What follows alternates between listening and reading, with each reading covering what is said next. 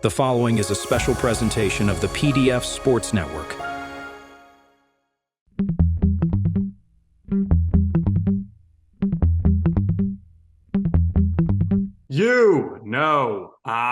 Right. The podcast that uncovers the origin stories of some of the biggest names in sports, media, and entertainment. Nick Durst here along with Joe Calabrese and Joe. I'm very excited for our guest today.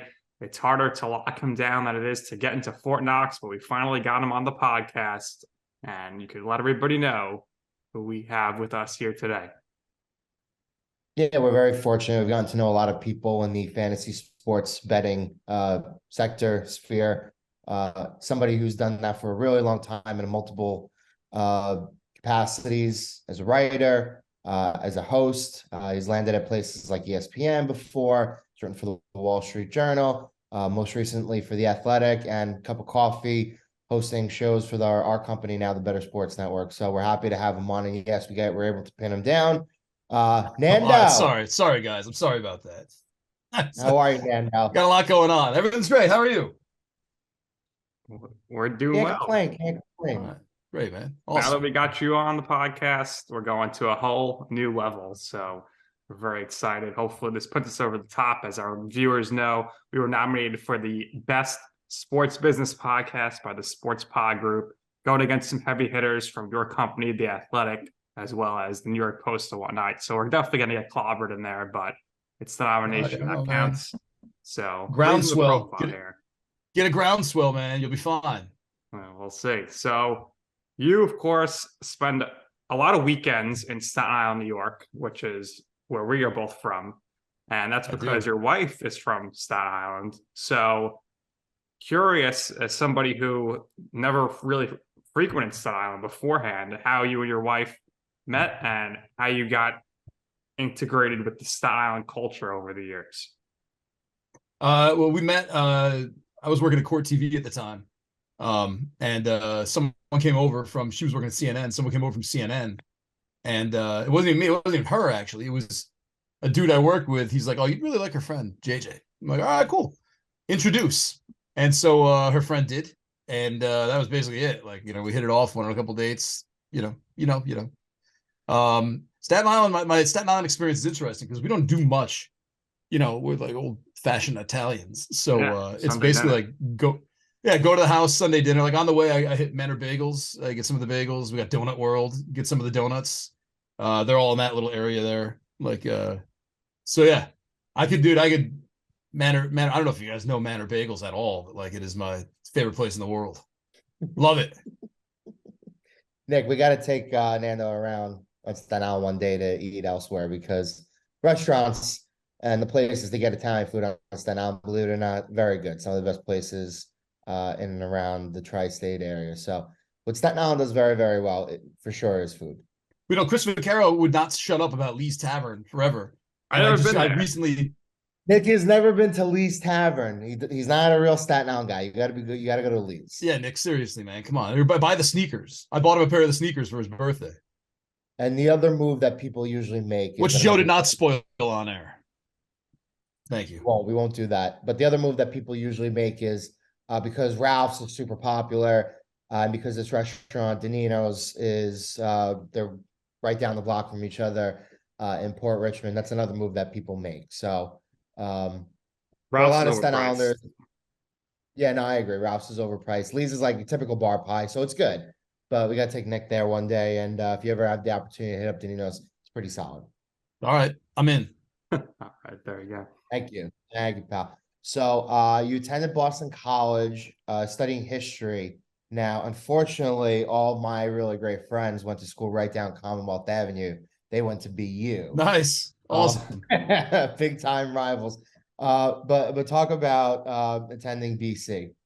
It was cool, man. Like I grew up in Syracuse, and so like BC was always like a Big East rival. They weren't like Georgetown or St. John's or anything, but they were kind of like a mini rival. So it was kind of rough. Like I think my first year at BC was Donovan McNabb's senior year, and I mean, you grow up, 16, 17, well, I guess 15, 16, 17 years old, cheering for Donovan McNabb in college, like running the triple option. it was very hard for me to switch loyalties like that, like to all of a sudden cheer for Boston College. So that was a tough freshman year for me sports wise. I didn't care about hockey, but like, like our hockey team was amazing. We were winning championships at the time. So yeah, it was an odd, I mean, I had a blast. I loved it, but it was kind of odd, like from the angle of like switching loyalties just because I go to this school now. By the time I left, you get classes with a lot of these guys, like, oh, you're really cool. I like you, like whatever. So it was easier as it went along, but like right out of the gate, like BCSU was like right before Halloween. And I'm kind of like, what am I going to, like, I'm just going to stand here and not say it or do anything. I'm just going to watch. And so, but it was fun. I liked it. It was cool. We had a lot of scandal at BC when I was there, though. Like 2 separate big things. Such is life. Such is life. Nick always asks this question, so I got to ask. We have a lot of people, communications people, journalism people, media people on. They attend Syracuse. So they go from likely being in an area that's warmer to an area that's brisk and unbelievably cold. So what was it like growing up there?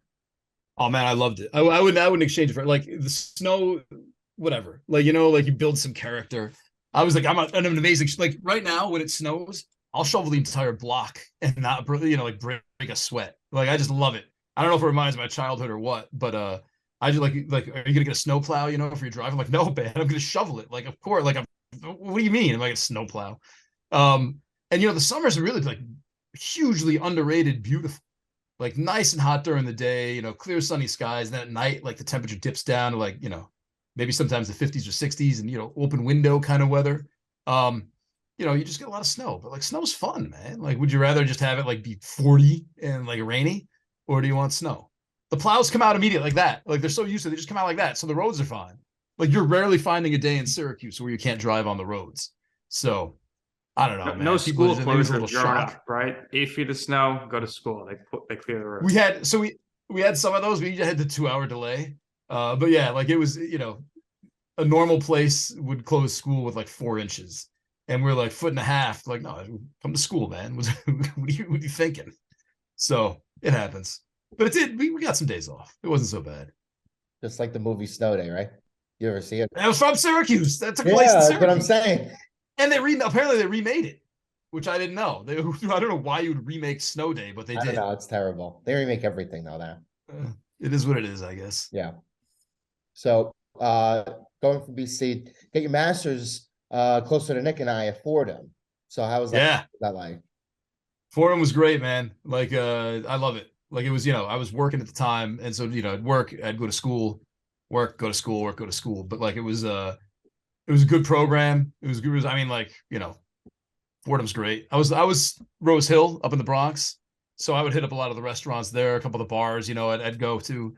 So it's a 2-year program. The second year, my brother started Fordham as an undergrad. So I got to hang out with him a bunch and, we'd go do some things. It was nice. So yeah, I liked Fordham a lot. Fordham, I almost went to undergrad. So I guess that was my missed opportunity I made up for grad school wise. So undergrad and grad school, you're a history major studying history. So what kind of career path were you looking to go down? And initially, when you first started working there, what kind of jobs were you doing? So I was going to go be a lawyer, actually. I was going to do, I think like towards the end. So, everyone goes to college, like, I'm going to be a doctor. So I was a bio major for my first year at BC. And I'm like, no, I'm not going to be a doctor. I didn't like I don't know, just didn't feel it. So I switched to history because I was really good at history. And like, like I was a good writer and stuff, but like, I didn't, why would that be your major if you're already good at it? So, anyway, I liked history a lot. I like the research angle of it. So, I was doing a lot of research assistant jobs, which I guess drew into like the bio thing too. Like I just like researching, like digging things up. And like, I used to love going to like the library and just like pounding out these books and making copies of crazy stuff that like, my thesis was on the history of Armenian immigration, like stuff like that, like, why things play out the way they do and how you get set on a course that, was just a matter of circumstance for like 2 years. Anyway, I don't know. That's really intriguing to me. So I was looking at, research assistant jobs. And I like the first job I got was Fantasyland. It was a research assistant for Fantasyland. But when I was in BC, I was a research assistant on a book about there were these professors who were the guys who figured out that Dracula was really based on Vlad the Impaler. And so like they did another book that was called like In Search of Jekyll and Hyde, where they tried to trace the inspiration for Jekyll and Hyde to this guy named Deacon Brodie in Scotland. And so I was a research assistant on that book. And then I'm like, this is really awesome. Like the research assisting, and then like the book stuff was fun. So I kind of fell into that path, which was really, I thought very cool, I thought. But yeah, I ditched my lawyer dreams. I think right before I went to Fordham, and like, screw it, man. Yeah, I'm going to do research. I'm going to get that history master's and like roll with that. Maybe I'll be a teacher. We'll see, do some books on the side, stuff like that. That's, that was a cool path. So yeah, every like 2 or 3 years, I'd be like, there was this program at Bryn Mawr College that you could finish your bio degree in like a year and a half, and then take your MCATs and go to. And I was still like, maybe I should do it. And always something would just always happen. I'm like, nah, not gonna happen. So you mentioned Dracula, new Dracula movie coming out with Nicolas Cage, which looks horrifying. But you're a big history guy. I'm a big history guy as well. We got a big historical event coming up here in a few weeks. We're recording this in April, but it's going to happen in May. The coronation, the British Empire. The sun never sets on the British Empire here. Are you going to be keeping an eye on this at all? Do you care about the royals at all whatsoever? No, I think it'll be cool. Like, so I bought the top set of the royal wedding when that happened. Oh wow! And then I mean, like, I like the commemorative stuff. I don't think I'm going to be. You know what it is, Nick and Joe, is that people like make such a big deal out of it now that I'm just like, I'm sick of it by the time it rolls around. Like everyone's talking who know nothing about it. Like when the Kentucky Derby comes around, everyone's a horse expert. Like it's just like, it's just so annoying that everyone's such an expert. And I'm so into the royal family. Like by the time it comes, like you have no idea or any sense of this history. So I'm just sick of it. And just as a personal protest, I'll probably stay away from it and read about it later. I guess we'll try to stay away from it, but it's going to be on every network most likly. You'll have. That's what I'm saying, man. Like, like people who shouldn't be talking about Hoda. I mean, they're going to be like as if they're so involved. All these newscasters. It's going to be. But I want to see if maybe there is a new top set that's going to come out from this. I wouldn't be surprised. Leaf will do it. Leaf's been doing a lot of that stuff. All right, something to stay tuned to. So you mentioned doing the researching for the book Fantasyland, kind of really, I guess, continue to spark your interest in writing. Going into college, you liked writing. You liked the whole aspect of it. You kind of rekindled with it there. And then you continue along those lines, doing editing and writing for talented Mr. Roto, which then led to you making some appearances on ESPN. With ESPN there, you are making appearances, writing and stuff. So we do our research as well, just like you as the research I guess so, man. expert. Yeah. So tell us about that time in your career there where you're kind of breaking into this fantasy space, which previously really had not been something that you would see on your TV or you'd be able to read about too much. Yeah, exactly. At the time it was so the book featured Matthew Berry, who I think when we started the book, this was 2004, was still at Roto World, and then he started Talented Mr. Roto. And I don't know what it was, like I think maybe he liked the emails I wrote or something, but he's like, hey, like why don't you come write for Talented Mr. Roto? And I think I was writing for Talented Mr. Roto while we were still finishing up the book. But yeah, so like that's I hooked on with Barry, went and did Talented Mr. Roto first as a writer, and then he brought me up to like editor as a psych. I mean, I think by the time like a year later we had like 40 or 50 people writing for the site. Barry, like, it hadn't gotten bought by ESPN yet, but I had gone on ESPN for Fantasyland. Like the guy who wrote the book, Sam Walker, was going on, and he asked the producer, like, can I bring Nando one time? Like maybe, and he's like, yeah, sure. So we did it, and I guess the producer liked me, and so like, when Sam couldn't do it, I'd jump in for him and give fantasy advice, and then it just worked out well because Barry was doing it, and so they had just had another person from Talented Mr. Roto. It was cool, man. Like I never really I wasn't pursuing TV or video stuff. I don't know, whatever. At the time I was working at Court TV still, I think, for the second half of the ESPN stuff. So I was a producer, man. I was behind the scenes. Like you get to see like what people like, just like they want to be on so bad, and you're like, man, like just give it a rest, dude. Want TV for 2 minutes, and that's like the crowning achievement of your life. But anyway, it just worked out well. I'd go on and give some fantasy advice. They'd ask questions. I was in a little room. They set me up at this place. I didn't have to go to Bristol. They set me up at this place in New York. Man, it was called like, oh man, It was like Studio 37 or something. It was just a live shots place. Was it near like where they did like cold pizza and the morning shows back then? The same building? No, it wasn't an ESPN. It was not, they rented it out basically, or like they paid, so it was a satellite live shots company basically. You go in, you'd say hi, they'd put you in this room, they'd mic you up, they'd mic check you, and like, hey, just sit here for like 15 minutes. So you just hang out and like, this is before like phones and stuff, phones, but like not like smartphones. So you just kind of stare off into nothingness. You bring a book or something and kill some time. Like, all right, you're coming up. Like, all right, you had your IFB in, and you'd come up. You'd do like 15 minutes on ESPN News, the Fantasy 350 they called it. And that was it. They tell you obviously the players ahead of time, so I could do my research. And then all right, thanks everybody, see you later. And I'd walk out. I'd baby wipe my makeup off, and I'd go back to work. Basically, it was cool. Like, it was fun. It was kind of like a little secret mission where you'd go off and you'd be on ESPN News, and I'd tell my parents that if they were out somewhere, they make the restaurant put on the TV so they could see it and stuff. But it was cool. It was fun.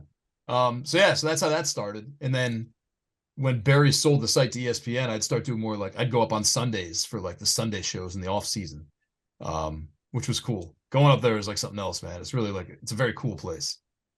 So when did you start playing fantasy sports, and which fantasy sports did you like playing the best? I started football when we were sophomores in high school. Dude quit a league that they had going for a couple of years. And this is like, like everyone talks about the old days where like they'd print out the results and stuff, and you had to call in your lineup on a phone. But that's what that one was. That was on the cusp of that, because I think Sandbox was starting right around then, and we jumped over to that.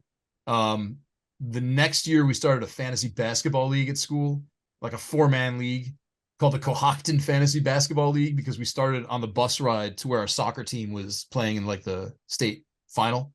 That lasted, I was a commissioner, and it lasted a month. And I gave everyone their $10 back because it was scoring by hand, and for basketball is insane, man. Like, there's no way to do it. You can't.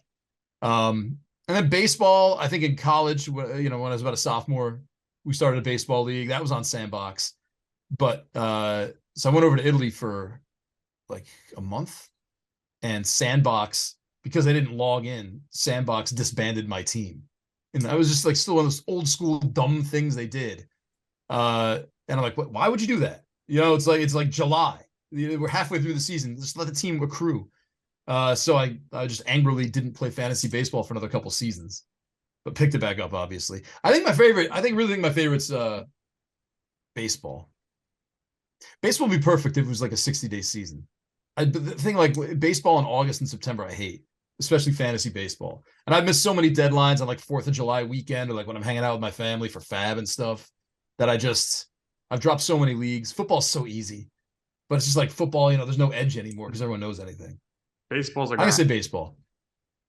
Baseball's a grind, but it's so rewarding. Like, football's just like dumb fun, and I think maybe just like the feel of the fall Sundays. But I'm working every Sunday, so it's kind of like I don't have that. I can't go out and drink and have fun anymore.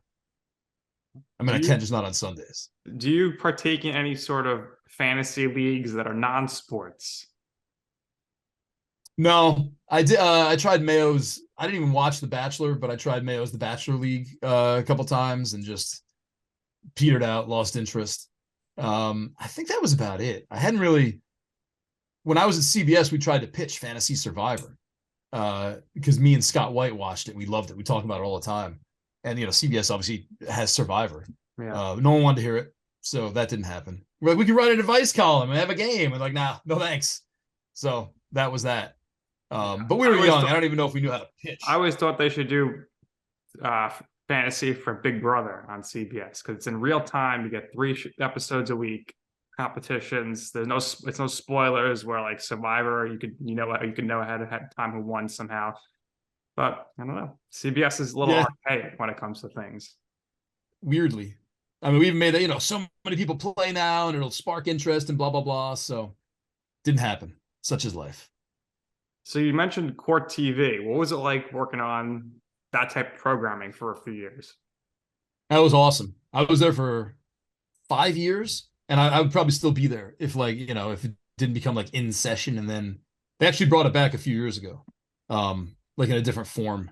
But it was my job was to find trials. Like, again, it was research, man. Like I was a trial tracker, and I would find trials. They split up the country 5 different ways for the 5 of us. And, I had like over here, the East Coast, a little like Jersey, Maryland, and then somehow had like Wisconsin and Minnesota.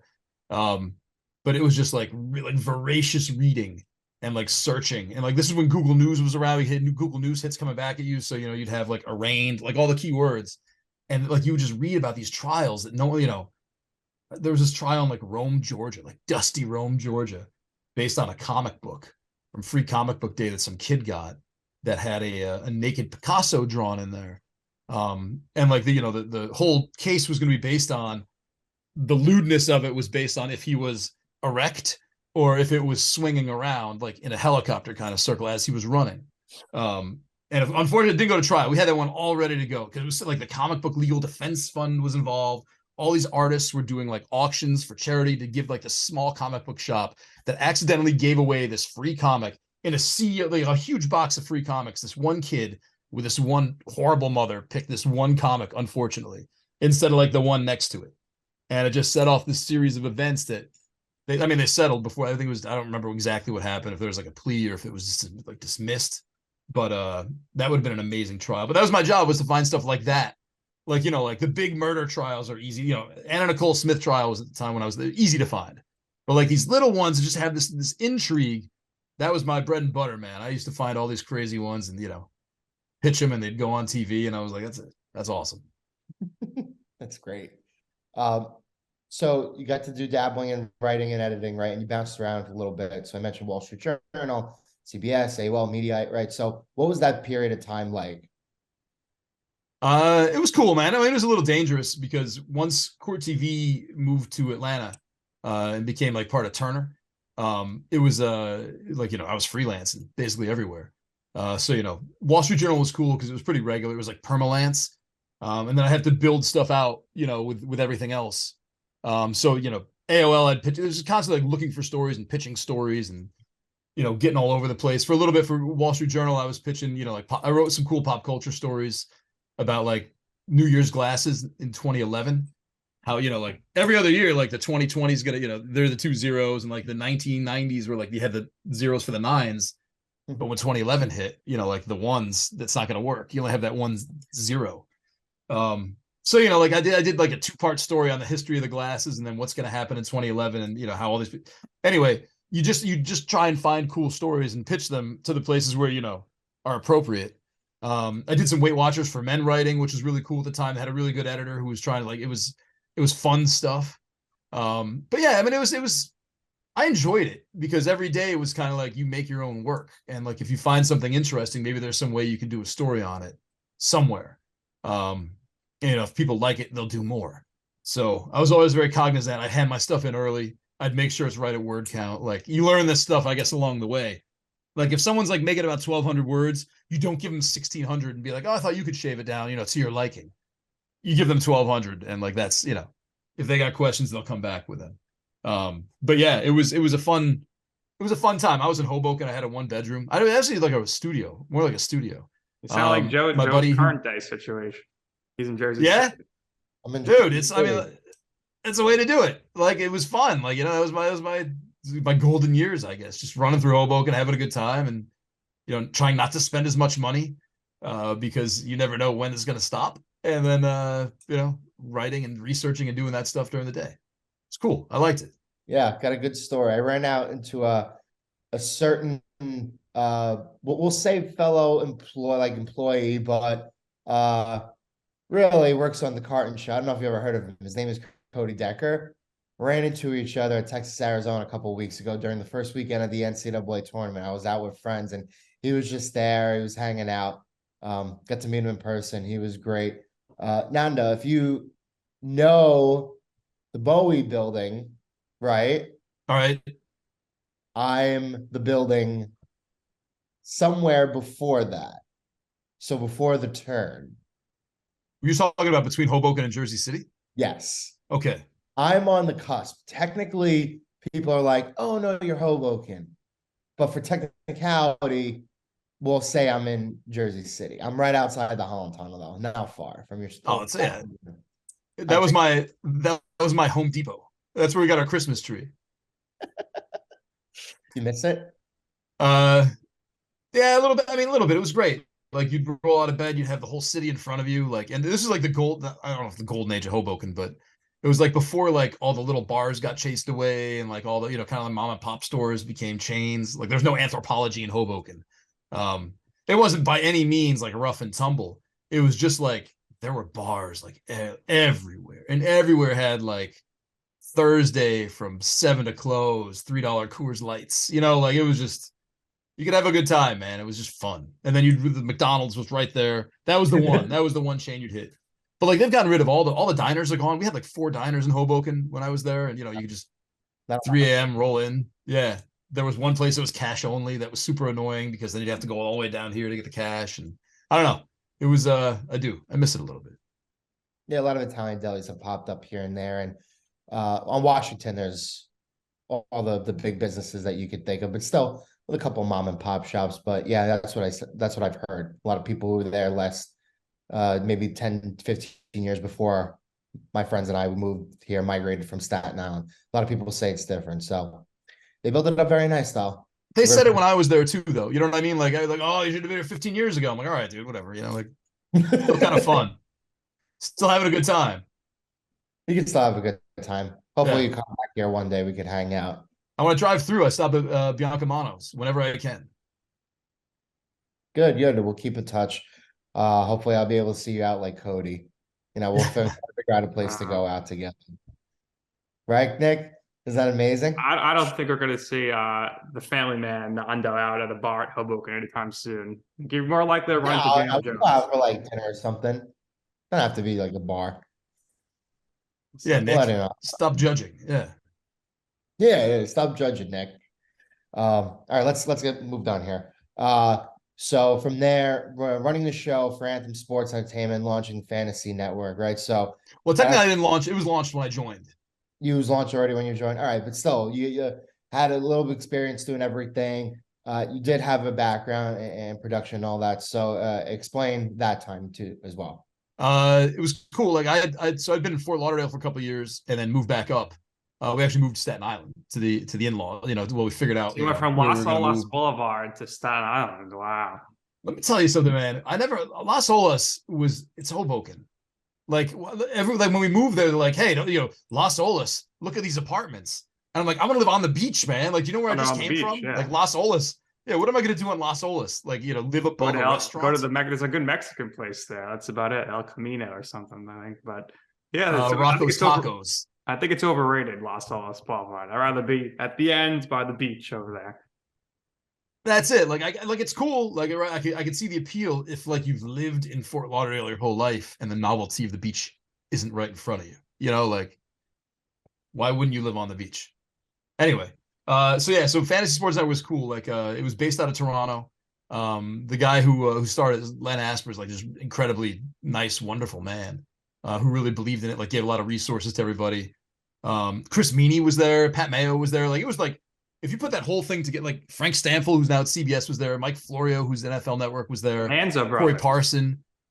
We did a show with the Manzos. It was stacked. And Maria Marino, who was with SNY and now she's the Action Network.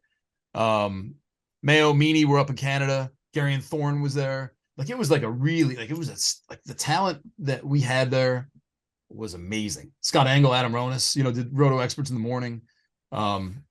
And then, just little by little, it just started kind of fading away. They built a studio and a restaurant in New York. Dane Martinez was there, Spitting Speeds, still my favorite guy. Ashley Docking, she's one of the best hosts I've ever worked with. Like, I mean, anyway, you keep naming them left and right, but yeah, man, it was fun. Like, we had like a lot of people, and they all just kind of like one by one, everybody left, and now it's known as Sports Grid, and it's all betting, but. Fantasy Sports Network, man, like was good. Like, we had Keith Bullock doing Sunday shows. He was awesome. We started the Keith Bullock show as a spring off of that. Like, he was just go for it for like an hour every Sunday. We put it out there. It was a really cool place with a lot of good people. So the Canadians, like, you go up there, there's the office there. So I had to stay there we were doing shows for DraftKings, and I was there for like 4 or 5 days a week. I had an apartment up in like Toronto for for football season, basically. I'd fly in, go to work, sleep, repeat. But we'd be able to fly people in as guests for the show once a week. So like we'd have Fino, Jake Seeley. Well, Jake worked for Fantasy Sports Network, Vaccaro came, Esser came, like, you'd have people come up for like 4 or 5 days, do the show, and then they go home. But it was just like a fun, when you start to get a little homesick, you're like, oh, Esser's coming on Monday. So that was cool. But yeah, it was a good experience, man. Len Asper, he's gone on to, like, he's got the Fight Network. He bought HDNet from Mark Cuban and Access TV from Mark Cuban. So I think Steve Harvey's somehow on his board now. Like, it's cool. Like, he's still doing his thing. It's just fantasy got spun off into Sports Grid. He doesn't have much to do with it anymore. Were you there during the period when Craig Carton came over for a few months? Yeah, I was there. I was head of content during the Carton time. I mean, it's Carton. What you see is what you get, I guess. Behind the scenes, I would say he's very thoughtful with the staff. Yeah, always like, he treated the staff really well. That was it, man. Like, like, you see him on screen and you're like, this guy. But then, like, you see, he comes down to the control room and he's like, hey, when I brought you all some Chinese food. You know what I mean? Like, it was just, he's I don't know. Like, you could, you learn a little bit of something from everybody. From Carton, I think, like, some of these, guys in the control room, if they ever get on air or whatever, they ever get big, you remember that. Like, oh, this guy was great. He came down, he brought, you could do that. So, like, I think that was cool. Like, some teachable moments from Craig Carton there. Like, maybe I'm sure he wasn't, there's no ulterior motive. You're just being a nice guy bringing people food.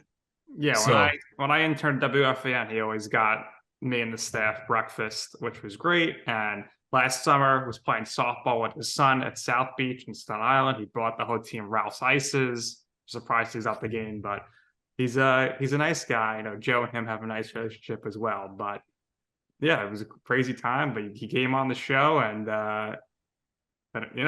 Fantasy Sports Network was crazy back then. And now everything's all about the sports betting. So we'll touch more on that in a little bit. But how were you then approached to launch and manage the Athletics fantasy sports and betting verticals? It was cool. Like, so my buddy Serge, he's Sergio Gonzalez, he's the NBA editor now, but we worked together at CBS down in Florida. We're buddies. They were starting fantasy, and he suggested me to the guy who was hiring for fantasy. And so I met with him. I had lunch with him. And I guess we hit it off, and he's like, all right, cool. Like, let's do it. So we built the staff. He already had a couple people he was bringing in anyway. I think Anita Marks and Jake Seeley were 2 people that he had, like, ready to sign up anyway outside of me. And then, we just started building, like, you start to think, like, how do you want to build a fantasy section? And, like, do you especially when someone has to pay for, right? Like, you're going to be judging how many subscribers you bring in and how happy the subscribers are and if they renew and everything. And so you've got to think, like, I got to give you something that not everybody has. This can't be your typical, like, here's this stuff, all, everyone writing about, kind of like, here's my advice. So, Emery Hunt, one of my favorite people in the world, he's one of the first guys I asked. I'm like, you do something that's very unique and very smart and very deep and that I love. And so we got him to write a scouting column every week. David Ganos, one of the funniest guys I ever met in my life, and he just has a style. Brought him on. Chris Vaccaro, never written before, but is an NFFC Hall of Famer, won more money than, most everybody in the high stakes world. I'm like, just write it and we'll edit it. And he's like, yeah, sure. Okay. So, one by one, we just kind of brought on these people who we thought, as you go along and as you see, like, what this section is. Renee Miller, neuroscientist, talks about biases, how your brain can fool you. Like, after, you've done all this work, but there's this novelty bias where, like, this guy had, sticks in your mind because he's something new and shiny. And, you want to, it's like, we wanted to build something where it was just, like, really unique and really cool and a little bit different. But after you read it, you're like, that was really smart. Michael Salfino's like the king of that. So we put the group together, launched it. It did really well. Then we launched baseball. Same kind of idea. Like, who can we bring in who's going to be, like, a little different, worthy of your dollar? Baseball, you can't get as specialized, but now we have, like, Greg Jewett doing just relief pitchers. Al Melchior doing the waiver wire, like, stuff like that. Is we just kind of, like, it's not exactly specialized, but it's cool, smart stuff. Did fantasy hockey, brought Meanie back around. I knew him from fantasy. I'm like, come do the waiver wire column for us. And he did. And then Shayna, who was doing just regular stats for NHL, we read her stuff and we were like, this is fantasy, really. Like what you're writing is like a perfect fantasy column. And at first she was like, I don't know, but like I'll give it a try. And now she's won Fantasy Hockey Writer of the Year 2 years in a row. And then basketball, we're like, I don't know. Like basketball is an odd one to try and figure out. We got this email randomly, I think like a year before, from Eric Wong, who's Roto Evil. And again, he's like, we saw how well Vaccaro did in terms of writing and people like loving it in the comments. And like for what Vaccaro is for NFFC, like, you know, he won a lot of money. He's a Hall of Famer. He's close to the top. Eric Wong is like the greatest fantasy basketball player in the entire universe. Like I don't think you can test that. Like he has won more than anyone. Like he's won more main events than anyone. And so we brought him in, but he was already a great writer. Like his stuff is amazing. I don't know how he hasn't won awards like left and right, but he's amazing. So brought him in, and basically like we just kind of follow the same thing every time we'd launch like a fantasy sport or whatever. It would just be like, who can we bring in? Who do we like? Like we're constantly on Reddit and Twitter looking for like new exciting writers and stuff, but who can we bring in that's just going to make someone like be like, yeah, that's worth it. So that's kind of how we built it. Me and Funston. So I know you're always looking ahead here. Any thoughts so far? There were some reports that WWE is trying to make their fantasy sports betting legal. Have you thought ahead as to how you're going to do that vertical? I think Joe here is a great writer. He'd be excellent for that down the road. No, we did like for WrestleMania this year, actually the culture section runs it. I think we did like 15 wrestling columns right around WrestleMania. Like good, like we had some real like Richard Detroit, like Bobby the Brain Heenan story that was amazing. We did the player props. So for Super Bowl, our player props printout sheet that Funston did really well. We're like, why don't we just try that again for WrestleMania? That's like where people get together and watch it together with friends and stuff. So, you know, you get the idea of printing it out and whatever did really well. I don't think we're going to do betting on wrestling, man. Like we've tried that a couple of years before. We tried it. Like, you know, here are the odds. Here are our best bets. It didn't really hit. So if the audience isn't there, man, like I don't think we're going to fantasy wrestling. I don't think would hit. But yeah, betting. I don't know, man. I don't think either they don't want to come to the Athletic for it or they don't want it at all. I can't figure out which one it is, but either way, not good for us. No matter which way you slice it. Logistically, I don't know how it's going to work. It's scripted entertainment. So I think from the get-go, people from the outside are looking in. Their first question is, how do you bet on wrestling, right? But at least like if you create a fantasy system, and I actually did this with my friend a couple of years ago. We drew out like an entire system and a way of scoring and a way of like integrating it with certain shows, how the rosters are different, certain pay-per-views, certain match types and stuff like that, certain ways like matches finish, right? So you can draw up a fantasy system that works for wrestling, but betting on it, like I don't know if it'll ever gain any traction. Look, they're smart. And I mean, they've proven to be smart over and over and over again. I'm sure they have a plan that's like well thought out and is, you know, pretty airtight. So I'd love to see what it is. Like I've got faith that they have some pretty good ideas on how they can make it work. But even if it works, great. Still don't think people want advice on it, man. I think like if you're a wrestling fan, you just want to read about wrestling. Like you don't want to, I don't know who's going to read like here are this week's odds for Raw and our best bets. I don't know. I don't know if it'll hit. No, I totally agree. And I think Nick agrees too. We're huge wrestling fans. So if there's anybody who you can go to for advice about that, or, you know, we're always here. I stopped WrestleMania 4, I think was my foray into wrestling. It's gotten good recently. That's what I hear. Yeah, no, it's gotten real good the last couple of years. There's depth to the roster now. So if you ever want to throw it on a Monday or Friday, if you're home, again, you can come to Nick and we'll talk to you about that. Maybe get you back up to speed with it. I got a lot to pick back up, man. So you mentioned him before.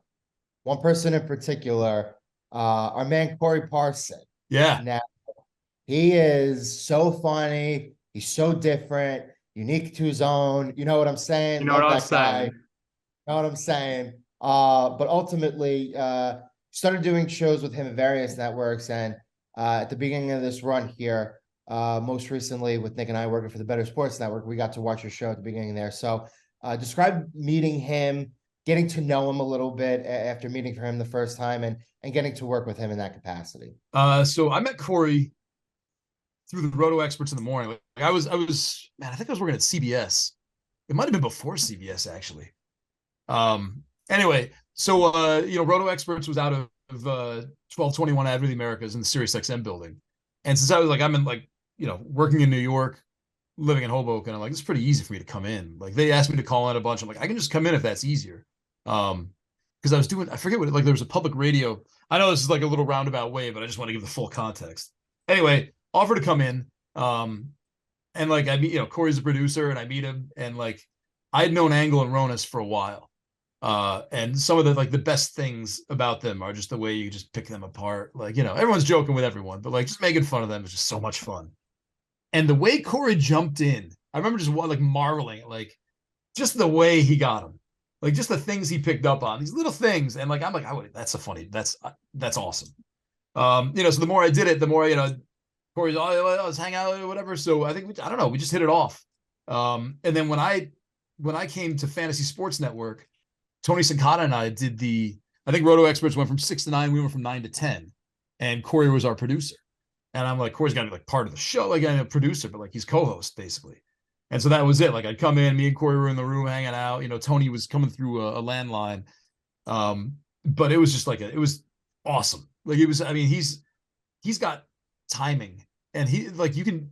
I don't know, like if the sound, like, you just see his brain.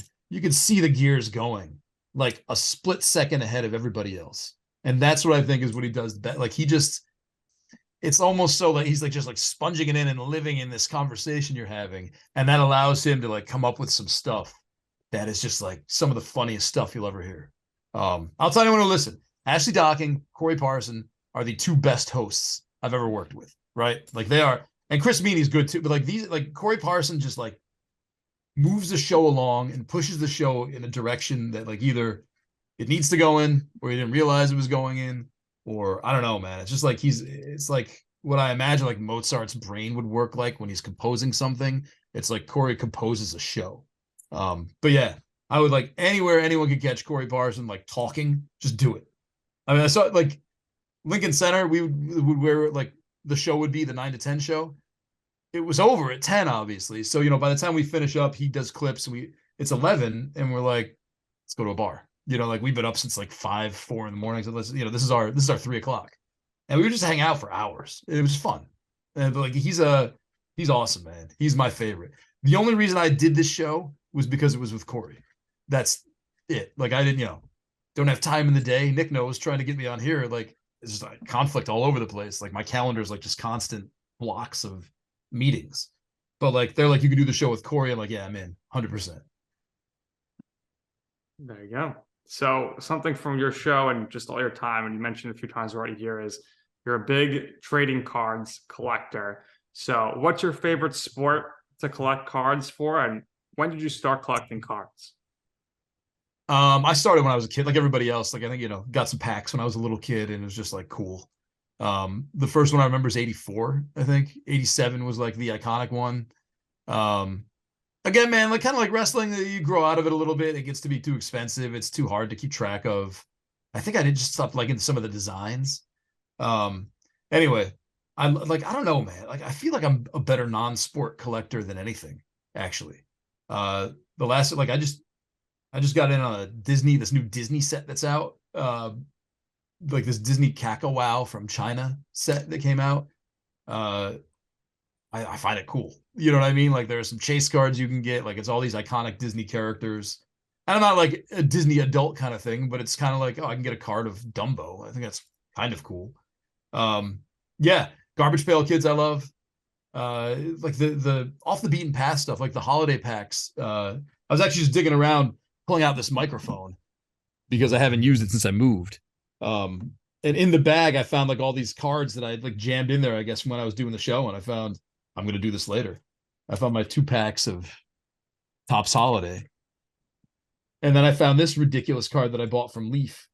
I don't even know why I did it. It's a pickleball player.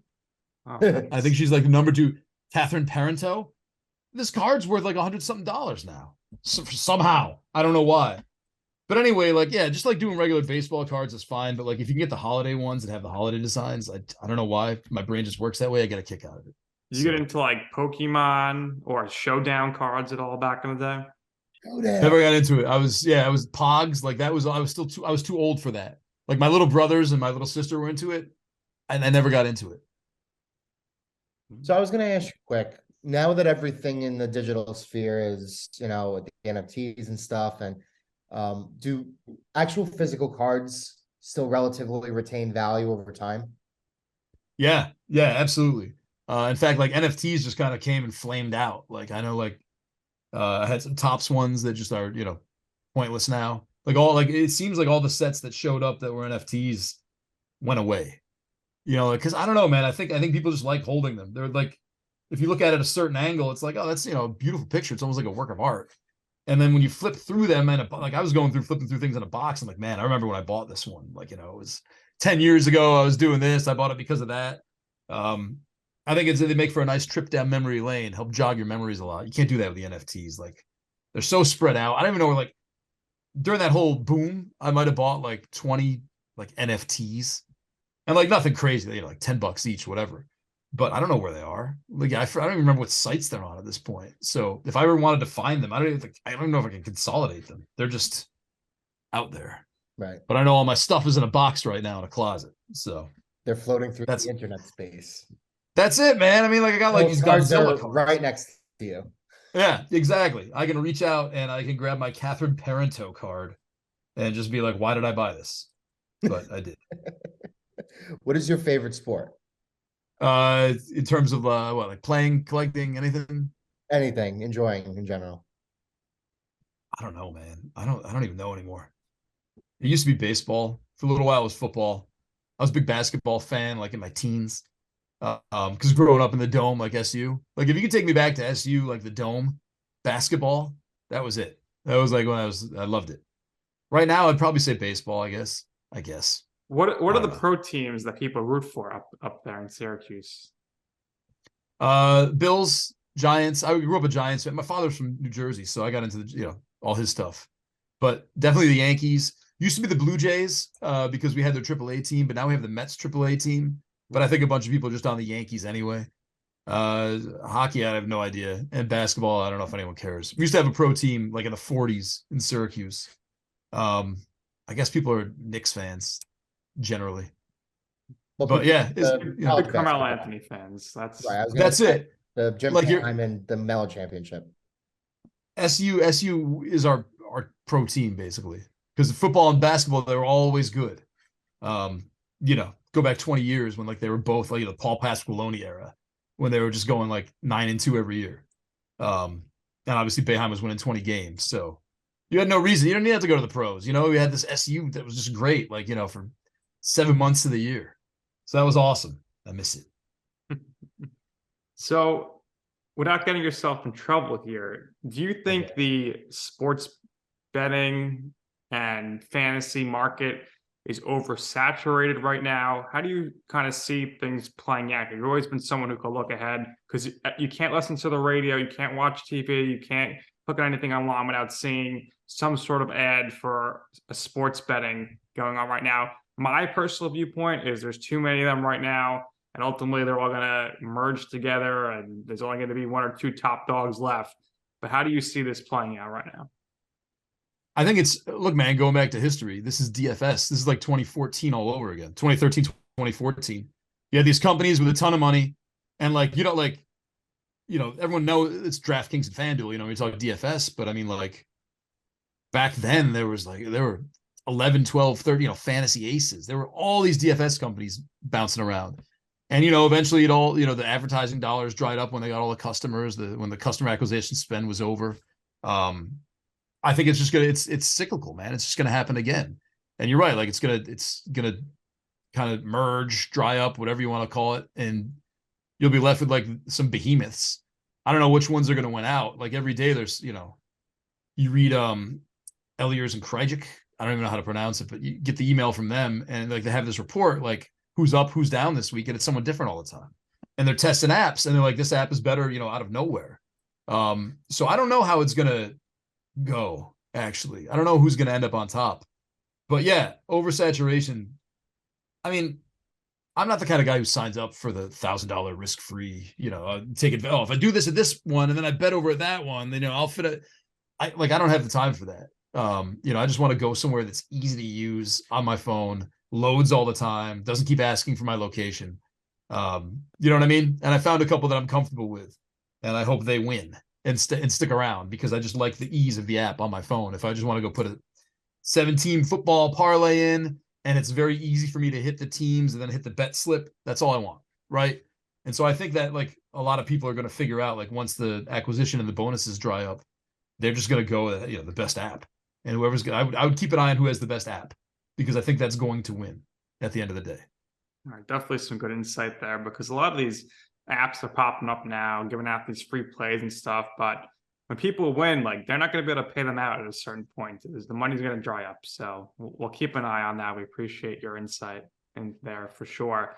Now, in your life or your career, what would you say is your I'm right moment? So even by that, it's a time or place where you wanted to do something. You asked somebody for advice. They said, don't do that. That's an awful idea. And you were like, you know what?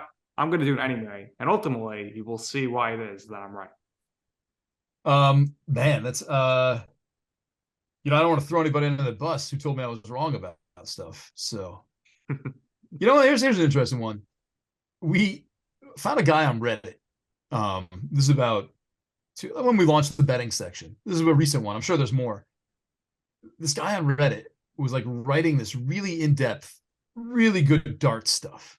Like amazing dart stuff. And you read it and you're like, man, this guy's so deep and knows his darts. And so I watched for like a few weeks, and he was right. Like, he was winning. Like, he was very right about a lot of stuff. And so I'm like, I'd like to, obviously I would like some money in the budget to bring in this guy to write about darts. And like, come on, darts, really? I'm like, I think, like, we found, like, throughout our history, if there's a niche kind of thing, people will come because it doesn't get the coverage. Like, for trading cards, we write about trading cards. Those stories do amazing because there aren't a lot of like places writing, smart, informative trading card stories. And so I'm like, I think darts do that. I think darts could do that. Like, especially like the person who's looking to bet on something, expert level, cut through the noise. Because when you read this guy's first two paragraphs, which is before you hit the paywall on The Athletic, really, you're like, this guy, I want to read, like, this guy knows exactly what he's talking about. Like, throwing out nickname, Iceman, like all this stuff. So finally, like, it was just kind of like, go ahead. Here's some money, just go ahead. Let's see what happens. And his first column went nuts, like bananas. And so I think that was my, I'm right. Like, is that sometimes the niche, you fill that need, you're going to have people come like who have been underserved. You just got to pick the right one and the right person to do it.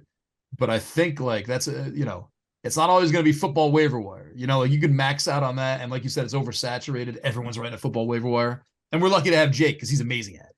And he does it in a way that's different than anybody else. But if you start looking at the niche stuff that, could have an audience if done correctly, it works. And I think the darts one proved that. And so we had darts until the guy got too busy and couldn't do darts anymore. But I mean, like, we had a good run with darts. Yeah, how about that? Yeah, I know, right? Based on all your previous work experiences, your research experience, you're always looking to find things that are interesting and intriguing. So, no, it makes perfect sense. You could totally see something like that, maybe with something else working for you guys in the future. I'm also into very interesting and intriguing things. And my last question before we let you go, Nando, is I'm into astrology. All right. I always create a Rolodex of the astrology signs of all of our guests. Now, I have to ask you what yours is, and do you think you relate to it in any way? Yeah, I'm a Taurus. And it's actually weird. Like, Ferdinand is Ferdinand the Bull. And it's, I guess I've been called stubborn and hard-headed. And I've been like, a bull has kind of followed me around. The theme pops up a lot in my life. So I thought that was kind of interesting. Tauruses like to eat too. But there you go. Lee's Tavern. There you go. Nanner Bagels. Donut World. How about a fantasy? How about a fantasy column where someone writes how their zodiac sign is going to impact their performance any given Sunday? Let me tell you something. There's a woman named Andrea Malice I believe her Twitter handle is Virgo in Service. We found her during Fantasyland when we were looking for like ways to, what's a way we can get an edge, whatever. She did charts for us on like 5 guys, but you have to get like really specific. Like I think you have to, for her, like you have to find like the time of birth. Right. She charted it out and did a so when I went to CBS, like, they never had the video show. So we started the video show, and I'm like, I would like to get Andrea Malice on this show. She came on. She was awesome again. I don't know why we haven't used her at The Athletic yet. I think it's just like, I keep forgetting, like when the season comes around, like, oh, we should get Andrea Malice. Like, come on, man. Like as part of the draft kit. So check her out because she's a sports fan. She grew up, I think in Queens, and now she lives out in the Bay area. So she's a Mets fan. She's a Giants fan. She does weekly appearances on someone's show. Anyway, it exists, and she's awesome. You should check her out. If you're really into it, like, you should check her out. Like, she's, even if it's just like to tweet some stuff at her and say, hey, what you're doing is pretty cool. Yeah, it looks like we got her on. Dude, you gotta have her. She's probably fantastic. She's awesome. Like, she's a good guest. She's a wonderful person. Like, she's really sweet and nice. But like, again, you meet her and you're like, this woman is an expert in her field. Like, this is super deep knowledge here. So theoretically, all astrology is, in the most basic terms, is energy cycles. So if everybody is born at a different time, different place, right, has different energy cycles, life has ups, life has downs, correct? So based on where you play, what team you play for, the year it is, right, you'll either have good year or not so good year, right? So kind of flows the same way. Now, a lot of people aren't totally crazy about it, but I've never explained it like this on the podcast, so this is good for a future episode. Think of astrology as energy cycles. Well, right. So like Joe Adele right now, we're doing the show, is going nuts, right? He's had like 6 homers in 6 games. She would tweet something like Joe Adele, Sagittarius, Uranus in transit, which means, like whatever, age 27, Uranus in transit. So, like something like whatever's happening, like with his chart, that is like, this is what's supposed to, this is supposed to be happening. It's a time of major change for him, or like something like that. It's great. Aries trining Sagittarius. I know all this crap. But like, she will like I've retweeted a bunch of that stuff because I find it fascinating. Like, she's like, this guy's doing this right now, and here's the reason why astrologically. Yeah. Like, no one does what she does. It's unique and she's smart. I like that stuff. Now we got to have her on, Nick. You should hit her up. I bet she'd come on. Awesome. Love that. Tell her we're pals. Yes, we will. We will, Nando. We will. Nando, thank you so much for your time. We really appreciate it. I'm sorry it took so long.